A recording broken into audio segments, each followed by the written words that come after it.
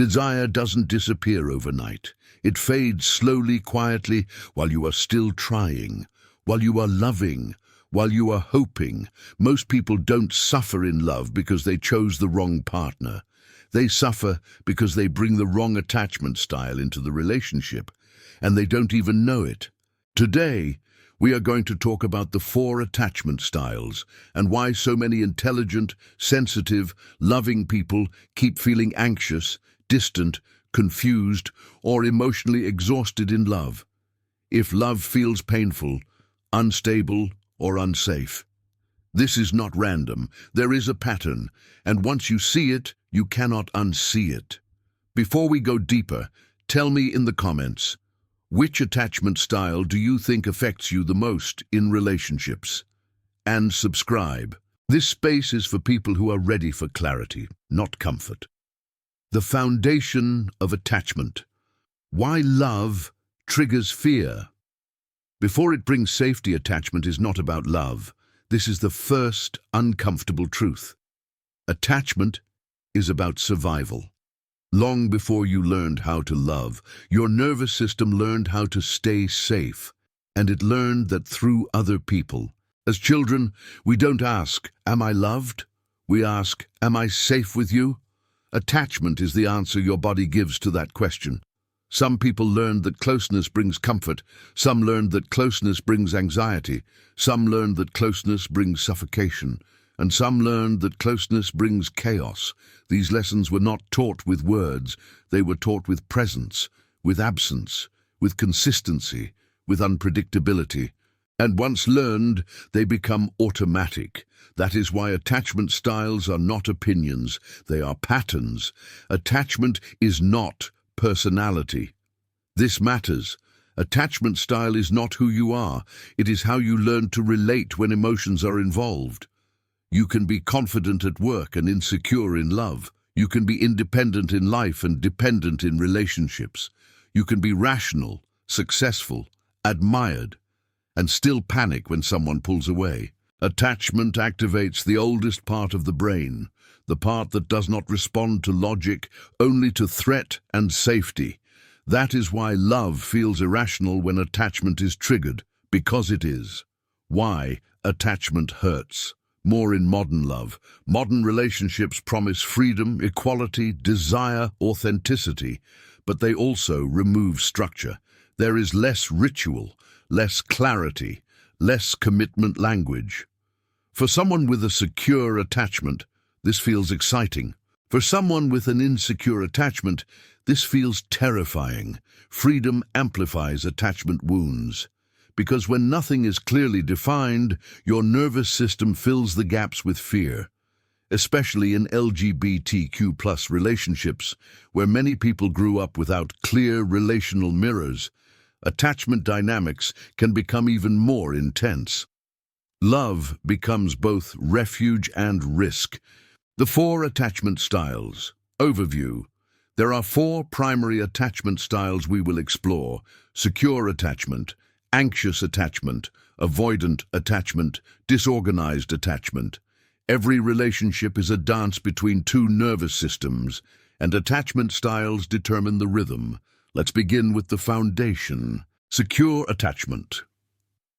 The calm that feels boring to the wounded, securely attached. People learned one core lesson early in life. I can rely on others, and I can rely on myself. They don't confuse love with intensity. They don't confuse distance with abandonment. They don't confuse independence with rejection. They experience desire without panic, closeness without fear, conflict without catastrophe. To insecurely attached people, secure attachment often feels boring, not because it lacks depth, but because it lacks drama.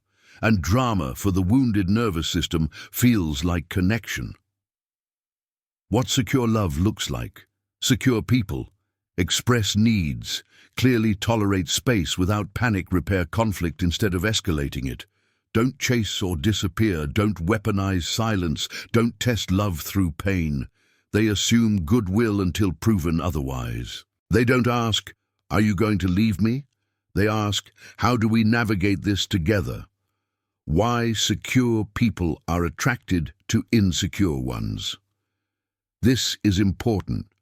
Secure people often attract insecure partners because they feel safe. But safety can be threatening to someone who associates love with uncertainty.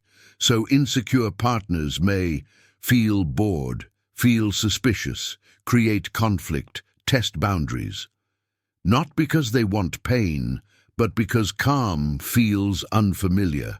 Secure attachment is not perfect. Secure people still suffer in love, but they suffer without losing themselves. They grieve, they hurt. They leave when necessary. They don't stay trapped in relationships trying to prove their worth. Security is not invulnerability. It is resilience. Why most people don't become secure. Naturally, here is the hard truth. Love does not automatically heal attachment wounds. In fact, love often exposes them. That is why relationships feel harder over time, not easier. Attachment styles don't change through insight alone. They change through consistent emotional experiences. And that requires awareness, choice, and effort. What comes next? In the next chapters, we will explore why anxious attachment turns love into obsession, why avoidant attachment confuses distance with freedom, why disorganized attachment feels like wanting and rejecting love at the same time, and most importantly, why none of these styles are moral failures, but survival strategies that no longer serve you. Closing of Chapter 1. Love is not just about chemistry, it is about nervous systems, learning to trust again. If you don't understand your attachment style, love will keep feeling unpredictable. But once you see the pattern, you gain choice. And choice is the beginning of freedom. Anxious attachment. Why love turns into fear, control, and self-abandonment. Anxious attachment is not about loving too much. It is about fearing too deeply. People with anxious attachment learned early in life that love was inconsistent. Sometimes it was there, sometimes it disappeared. Sometimes it felt warm, sometimes it felt cold. So the nervous system adapted. It learned that closeness is precious, fragile, and easily lost. And when something feels fragile, you monitor it, you protect it, you cling to it. Anxious attachment is the attachment style of hypervigilance. It constantly asks, are we okay? Did something change? Why didn't you reply? Why do you sound different? Why do I feel this distance? This is not imagination. This is a nervous system scanning for threat. Anxiously attached people don't relax in love. They manage love.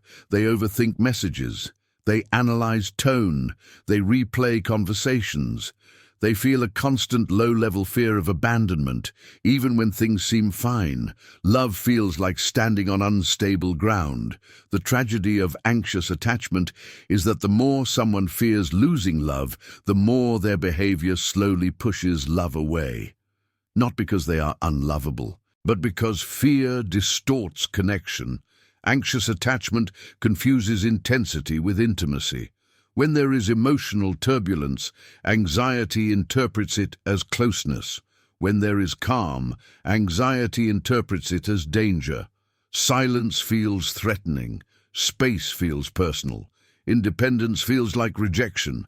So the anxious partner moves closer. They ask for reassurance. They seek confirmation. They want words, presence, proof. At first, this can feel flattering to a partner. It feels like being wanted, but over time it becomes exhausting because reassurance never lasts. No matter how much you give, anxiety asks for more, not because the partner is insufficient, but because the wound is internal. Anxious attachment doesn't want love, it wants certainty. And certainty does not exist in relationships, especially not in modern love, where boundaries are fluid, definitions are flexible, and commitment is often ambiguous. For anxiously attached people, ambiguity is torture. In LGBTQ+ relationships, this dynamic can be intensified. Many queer individuals grew up hiding parts of themselves. They learned to read rooms. They learned to sense shifts. They learned to anticipate rejection. So anxiety became a survival skill. Later, in love, that same skill turns against them. They become highly attuned to their partner's emotional state, but deeply disconnected from their own needs. Anxious attachment often leads to self-abandonment. You silence yourself to keep the connection. You tolerate behavior that hurts you to avoid conflict. You overgive, over-adapt, over-explain. You make yourself smaller, hoping love will stay. But love cannot stay where there is no space. Anxious attachment also struggles with boundaries. Boundaries feel like walls. Limits feel like punishment. Distance feels like abandonment. So instead of asking for what they need clearly, anxious partners often test. They protest through emotional reactions. They withdraw briefly, hoping the other will chase. They create conflict to feel engagement, not consciously, but instinctively. This is why anxious attachment often pairs with avoidant attachment. The anxious partner moves closer when afraid. The avoidant partner moves away when overwhelmed. One chases, one retreats, and both feel misunderstood. Anxious attachment often says, "I just want to feel secure," but the behavior communicates, "I don't trust you, and I don't trust myself to survive without you." That creates pressure. Desire does not survive under pressure. No one wants to feel responsible for regulating another adult's emotional state. Anxious attachment can feel loving, devoted, loyal. And it is. But love that is driven by fear slowly becomes control. Not overt control, subtle control. Control through constant contact, control through emotional reactions, control through guilt, control through over-availability, again, not intentional, but impactful. Many anxiously attached people say, "I love deeply." What they often mean is, "I attach deeply." Love allows freedom. Attachment driven by fear restricts it. Anxious attachment also struggles deeply with breakups. Separation feels like emotional annihilation, like losing not just the relationship, but identity. Because when your sense of safety lives in another person, losing them feels like losing yourself. This is why anxious attachment often stays too long, forgives too much, endures too many compromises, not because they don't see the problems, but because leaving feels worse than suffering. Healing anxious attachment does not mean becoming cold or distant. It means learning emotional self-regulation. It means developing an internal sense of safety. It means tolerating uncertainty without collapsing. It means learning that closeness is not earned through anxiety. Secure love does not need constant proof. For the anxiously attached, healing begins when they stop asking, "Do you love me enough?" and start asking, "Do I feel safe being myself here?" Anxious attachment is not a flaw. It is a strategy that once kept you connected. But what once protected you may now be the reason love feels so painful. When anxiety softens, desire can breathe again. And love no longer feels like something you have to hold together alone. Avoidant attachment. Why distance feels safer than closeness. Avoidant attachment is not about a lack of love. It is about a fear of dependence. People with avoidant attachment learned a very specific lesson early in life. They learned that needing others was risky, that relying on someone often led to disappointment, intrusion, or loss of autonomy. So they adapted. They learned to self-soothe. They learned to minimize needs. They learned to survive emotionally on their own. Avoidant attachment is the attachment style of self-reliance. At its core, it says, "I am safer when I don't need too much." Avoidantly attached people often appear confident, independent, and emotionally controlled. They value freedom.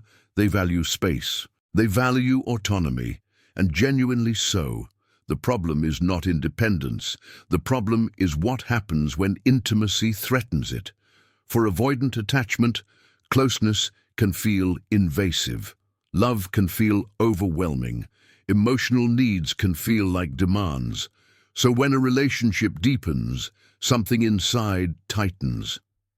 The avoidant nervous system experiences intimacy not as comfort, but as pressure. Pressure to respond. Pressure to be emotionally available. Pressure to meet expectations.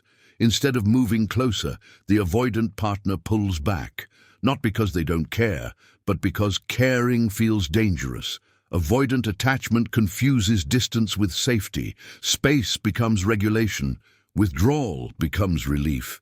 When emotions rise, avoidant partners often shut down. They go quiet. They become less expressive. They reduce communication. This is not punishment. It is protection. Avoidant attachment believes that emotions escalate quickly, that once you open the door, you may not be able to close it again, so they keep the door partially shut. In relationships, avoidant attachment often shows up as mixed signals. Warm one moment, distant the next, present then unavailable, engaged then detached. This inconsistency is not manipulation, it is ambivalence. They want connection. They also fear it. Avoidant attachment often chooses partners who want more. Anxious partners activate avoidant defenses. The more one pursues, the more the other retreats. This creates the classic anxious avoidant cycle. The anxious partner feels abandoned. The avoidant partner feels suffocated. Both feel misunderstood. Avoidant attachment often says, "I just need space." But what it often means is, "I don't know how to stay connected without losing myself." Avoidant individuals often intellectualize emotions. They explain instead of feel. They analyze instead of experience. This creates emotional distance even during conflict resolution. They may discuss feelings clearly, calmly, rationally, but remain emotionally unavailable. Partners often say, "You talk about emotions, but I don't feel you." Avoidant attachment struggles deeply with vulnerability. Vulnerability feels like exposure, like losing control, like opening a door that cannot be closed. So avoidant partners often avoid deep emotional conversations or keep them brief and contained. They prefer action over emotion, logic over feeling, solutions over sharing. In LGBTQ+ relationships, avoidant attachment can be reinforced by history. Many queer individuals learned early that emotional closeness was dangerous. Coming out was risky. Depending on others felt unsafe. So emotional independence became a form of protection. Later, in love, that same protection becomes isolation.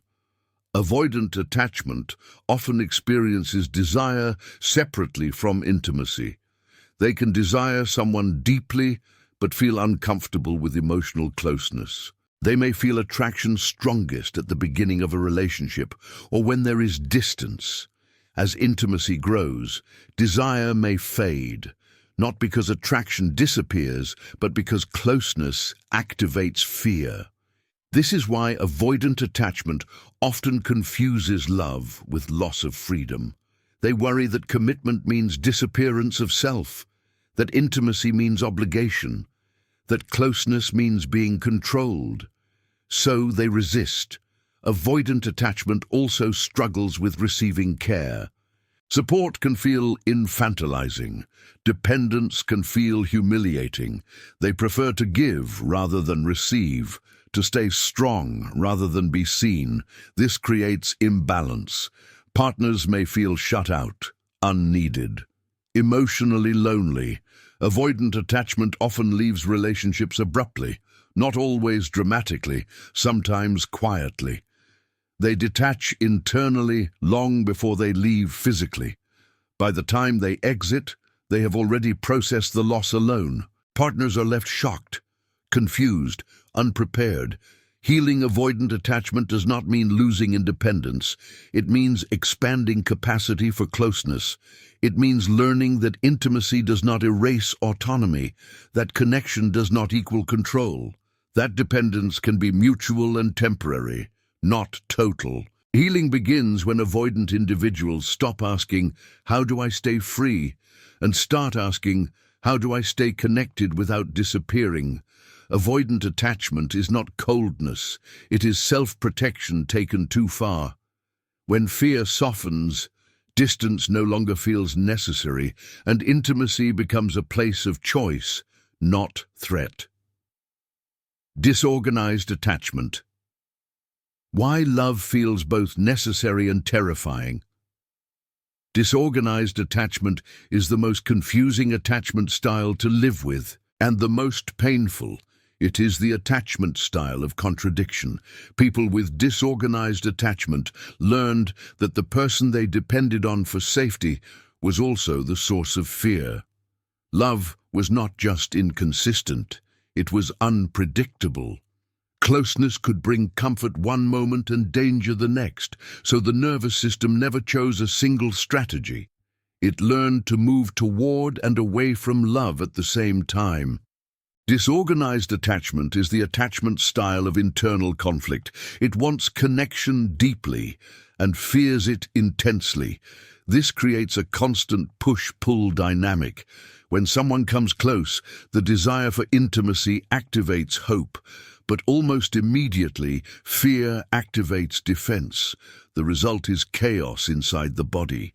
Disorganized attachment often feels like emotional whiplash.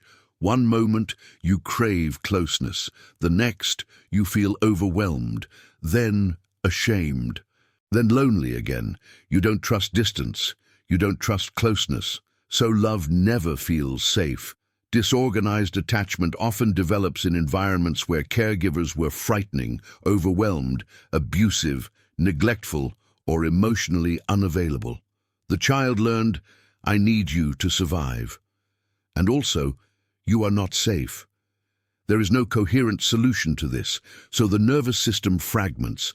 Later, in adult relationships, this shows up as contradictory behaviors. You may idealize a partner intensely, then suddenly devalue them. You may cling, then disappear. You may want commitment, then panic when it arrives. Disorganized attachment often experiences love as destabilizing. Not because love is bad, but because intimacy activates unresolved trauma. Desire becomes entangled with fear, arousal and anxiety overlap. This is why disorganized attachment is often drawn to intense, dramatic relationships. Intensity feels familiar. Calm feels suspicious. Chaos feels like connection. Disorganized attachment often struggles with identity in relationships. You may feel like you change depending on who you are with, like you lose your center, like you don't know who you are when love is involved. This creates shame.